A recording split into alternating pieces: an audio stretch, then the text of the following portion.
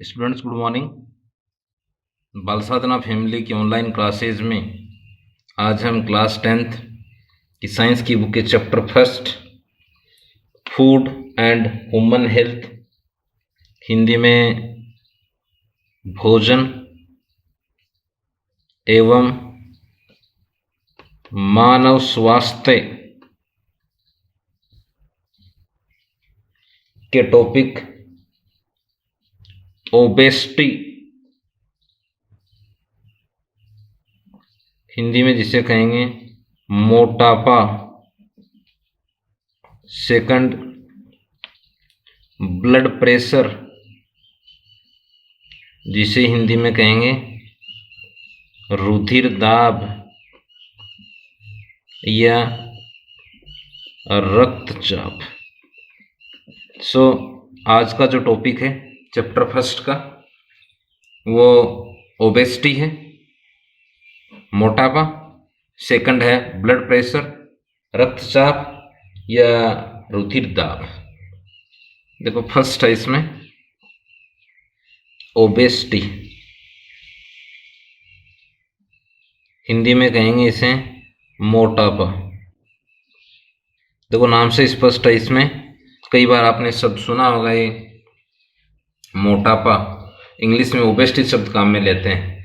कोई भी व्यक्ति है, चाहे वो नर मनुष्य हो चाहे वो मादा मनुष्य हो, यदि उनमें अत्यधिक शारीरिक वसा एकत्रित हो जाए, देह के किसी भी पार्ट में अत्यधिक शारीरिक वसा यदि डिपॉजिट हो जाती है, एकत्रित हो जाती है, उसे ओबेसिटी कहते हैं सामान्यतः।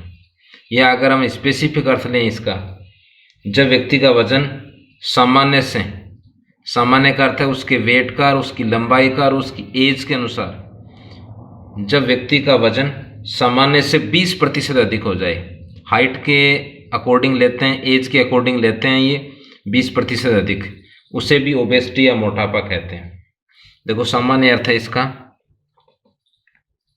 मोटापा,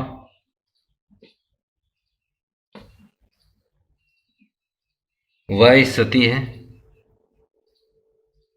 जब अत्यधिक शारीरिक वसा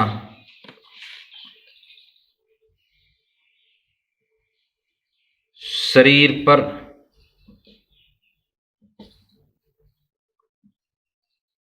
एकत्रित हो जाए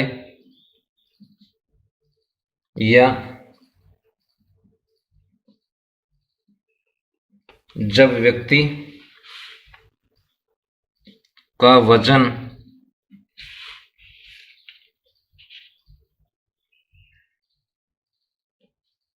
सामान्य से 20% अधिक हो जाए तो उसे ओबेसिटी कहते हैं या मोटापा कहते हैं। ये तो इसका सिंपल अर्थ हम बोल सकते हैं। अब देखो सेकंड है, इसी का कुछ पार्ट आगे, शरीर भार सूचकांक, इंग्लिश में इसको बोलते हैं BMI। ये ध्यान में रखना आपको, इसका फुल फॉर्म भी। बी का अर्थ है बॉडी, देह बोलेंगे या शरीर, एम का अर्थ है मास यानी भार, आई का अर्थ है इंडेक्स यानी शरीर भार सूचकांक, इंग्लिश में BMI। BMI का फुल फॉर्म है, शब्द विस्तार है बॉडी मास इंडेक्स। अब देखो सामान्यतः क्या कैसे लेते हैं इसे, इसका अर्थ है कोई भी व्यक्ति है, चाहे वो नर मनुष्य हो या मादा मनुष्य हो, मानव का भार यानी मानव भार, वह लंबाई का जो अनुपात होता है वह BMI है, उसे बॉडी मास इंडेक्स कहते हैं। किन दो बिंदुओं को लेकर निर्धारित करते हैं, वेट और लेंथ या हाइट बोल सकते हो आप। देखो नेक्स्ट कुछ फैक्ट टाइप बिंदु हैं इसमें ओबेसिटी में। जब 25 किलोग्राम, किग्रा बोल देंगे शॉर्ट में, प्रति मीटर स्क्वायर के बीच क्या वसा की मात्रा है ये, तब उसे मोटापा पूर्व स्थिति कहते हैं। यानी मोटापा उस व्यक्ति में धीरे धीरे मोटापा विकसित हो रहा है। विकसित होने का अर्थ ये बोल सकते हैं मोटापा या शारीरिक वसा धीरे धीरे उसमें एकत्रित होने लगती है। और जब ये वैल्यू यहां तक आ जाए, कहां तक, 30 किग्रा प्रति मीटर स्क्वायर से अधिक हो, तब मोटापा होता है, तब उसे मोटापा कहते हैं। अब देखो ये तो सामान्य अर्थ लिया। दूसरा अगर हम लें कि सामान्य से वेट 20% अधिक क्यों हो जाता है, अत्यधिक वसा क्यों जमा हो जाती है, ऐसे कौन कौन से स्पेसिफिक रीजन है जिनसे जो ओबेसिटी के कारण बनते हैं। तो अगला इसी का पार्ट है रीजन्स ऑफ ओबेसिटी, या बोल सकते हैं मोटापा या शारीरिक वसा एकत्रित होने के कारण, मोटापा के कारण। देखो पहला तो है वर्तमान परिप्रेक्ष्य में अगर हम देखेंगे लाइफ स्टाइल, लोगों की जो जीवन शैली है, फास्ट लाइफ स्टाइल बोलते हैं आजकल, जीवन शैली, ये मुख्यतः विभिन्न रोगों का कारण भी यही है। मोटापा का कारण भी सामान्यतः फास्ट लाइफ स्टाइल या मनुष्य की जीवन शैली मानी जाती है। दूसरा देखो स्थिर जीवन यापन, कहने का अर्थ है हार्ड वर्क अत्यधिक नहीं है वर्तमान में। नेक्स्ट है फूड के संदर्भ में अगर हम देखें जंक फूड यानी ऑयली अधिक लेना एवं कृत्रिम भोजन करना। कृत्रिम भोजन का अर्थ है जो हम प्लांट से नहीं प्राप्त करते हैं, जैसे प्लांट से मुख्यतः हम प्राप्त कर रहे हैं ग्रीन वेजिटेबल, फ्रूट्स, और मैन मेड जो भी बनाए जा रहे हैं, ऑयली अधिक बनाए जा रहे हैं, उनको जंक फूड या कृत्रिम भोजन कहते हैं, ये अधिक लेने से। नेक्स्ट है अधिक चर्बी युक्त भोजन लेने से, जैसे किसी एनिमल का फैट, फिश है, चिकन, मटन, ऐसे शब्द हम काम में लेते हैं इनके लिए कुछ बार। दूसरा है एक्सरसाइज कम करना, व्यायाम कम करने से भी होता है। नेक्स्ट है शारीरिक क्रियाओं के सही ढंग से न होने से,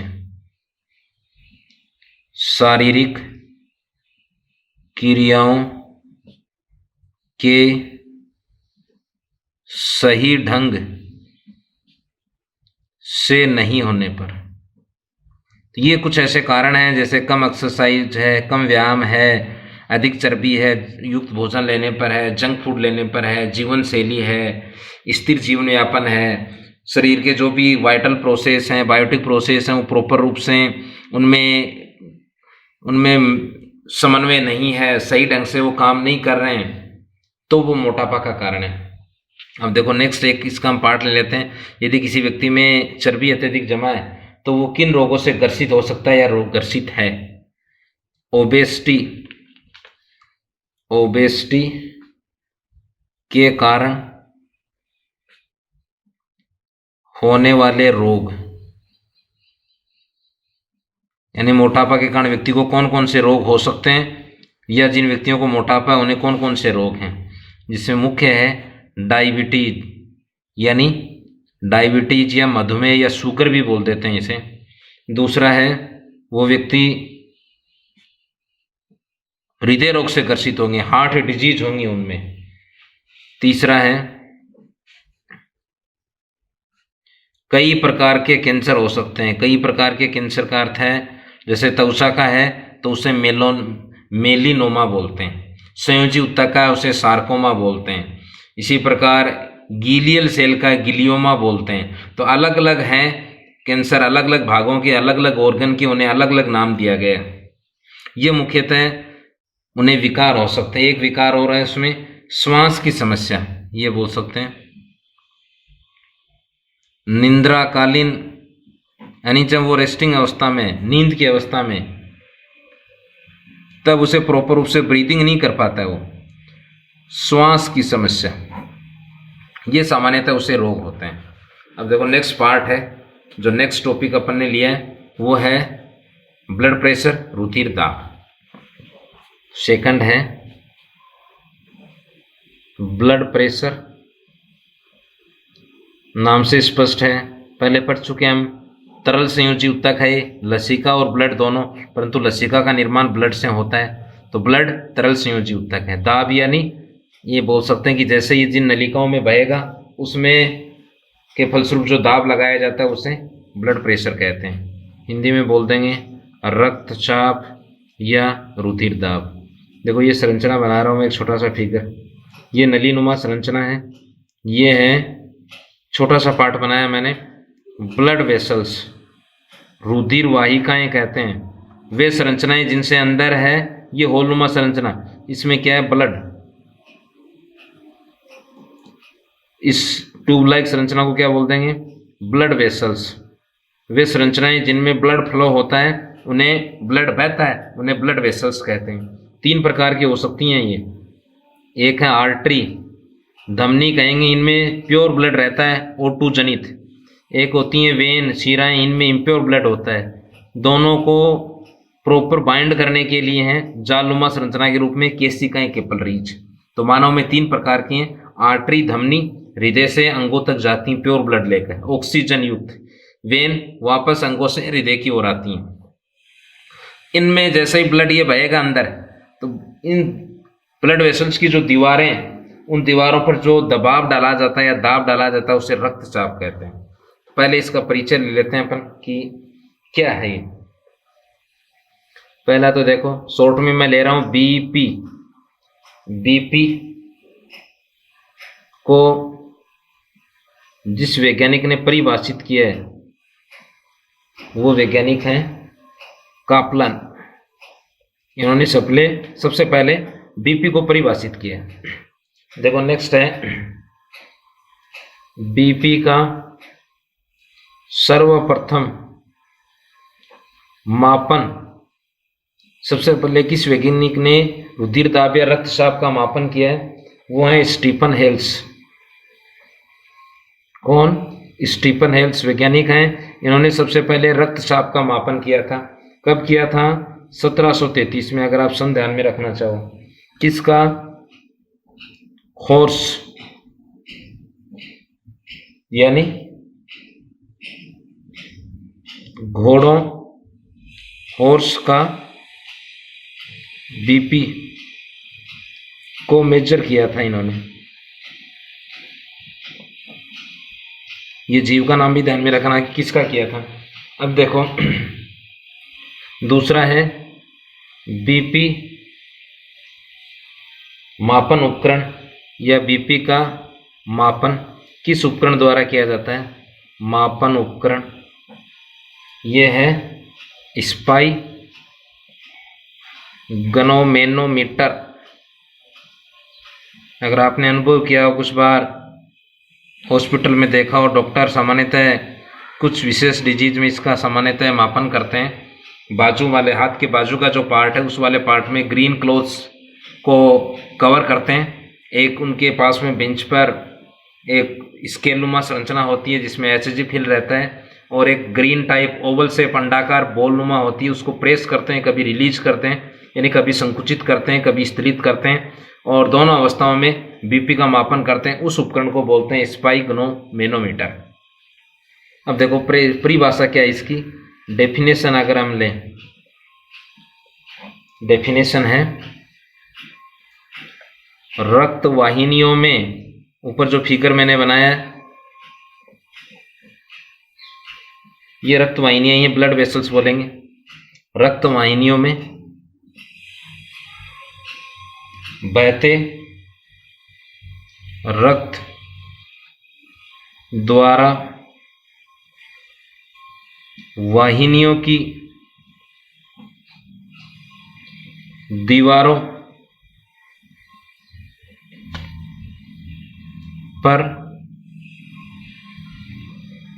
डाले गए दबाव या दाब बोल सकते हो, प्रेशर को ब्लड प्रेशर कहते हैं। शॉर्ट में लिखा मैंने बीपी कहते हैं, या रक्तचाप कहते हैं, या रुधिर दाब कहते हैं।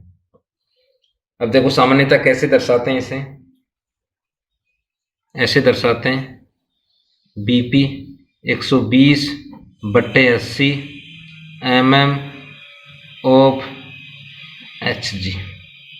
अब देखो अर्थ क्या है इसमें, अगर हम ये लें 120 के संदर्भ में क्या है, 120 है जब डॉक्टर उस अंडाकार बोलनुमा संरचना को क्या करता है, संकुचित करता है। तब 120 है सिस्टोलिक प्रेशर। कब होगा ये, हृदय की पेशियों, हृदय की पेशियों को बोलते हैं हृदय पेशियां। ये फैटी लाइक संरचना होती हैं। मानव में कुल 639 है इनकी संख्या, संकुचित होकर धमनियों में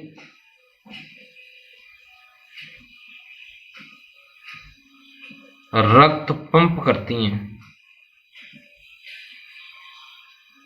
उसे बोलेंगे सिस्टोलिक प्रेशर।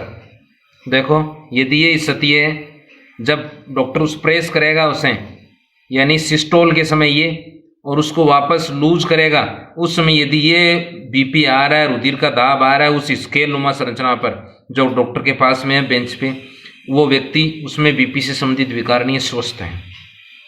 दूसरी स्थिति में अगर हम लें, ये लें, इसका अर्थ क्या है, 80 का अर्थ क्या है, देखो दूसरा है 80, ये है डायसिस्टोलिक प्रेशर, हिंदी में स्थलित बोलेंगे इसे।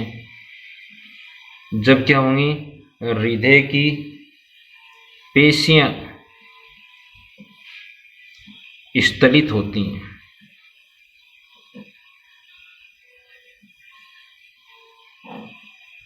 तब ये स्थिति आती है। अब देखो दो स्थितियां, यदि इससे अधिक है 120 से अधिक, ये बोल देंगे 120/80 से अधिक, तो इसको बोलते हैं बीपी हाई, या बोल देंगे हाई ब्लड प्रेशर। हिंदी में बोलेंगे उच्च रक्तचाप, उच्च रक्तचाप।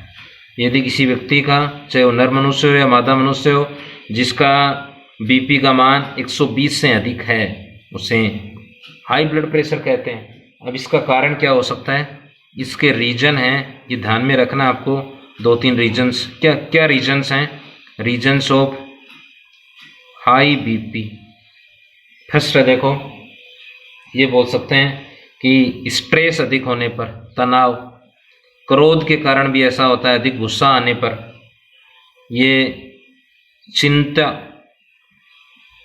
ऑयली फूड अधिक लेने पर, घी अधिक, अचार अधिक, पिकल, इसके अलावा चीनी, और ये बोल सकते हैं स्मोकिंग जैसे सिगरेट। इनके कारण सामान्यतः उस व्यक्ति का बीपी अधिक हो सकता है, किसी व्यक्ति का। दूसरी स्थिति देखो, इससे अपोजिट ले लेंगे 120/80, यानी इससे कम, नीचे एरो का अर्थ है कम, यानी इससे कम की स्थिति, उसे बोल देंगे लो ब्लड प्रेशर। ये भी मनुष्य के लिए घातक है, क्योंकि ब्लड वेसल्स में ब्लड धीमी गति से बहेगा, इससे कम प्रॉपर रूप से सेल्स को, ऑर्गन्स को, टिश्यूज को ऑक्सीजन नहीं मिलेगी। इसका कारण है ये बोल सकते हैं पौष्टिक आहार न लेने पर।